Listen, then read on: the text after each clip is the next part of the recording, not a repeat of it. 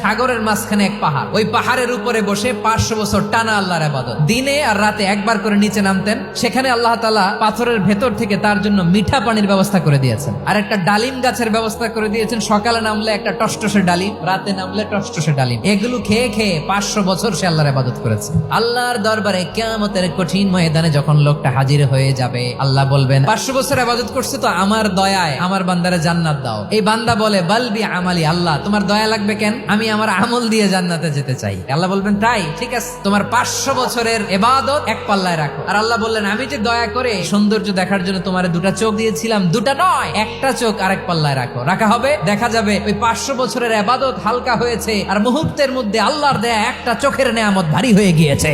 ফলাফল দেখো, হিসাব বলে তুমি এখন জাহান্নামে যাবা, যাও এবার জাহান্নামে যাও। এবার লোকটা কাচুমাচু করে বলে আল্লাহ এবার আমি বুঝতে পেরেছি তোমার দয়া ছাড়া দুনিয়ায় কেউ জান্নাতে যেতে পারবে না।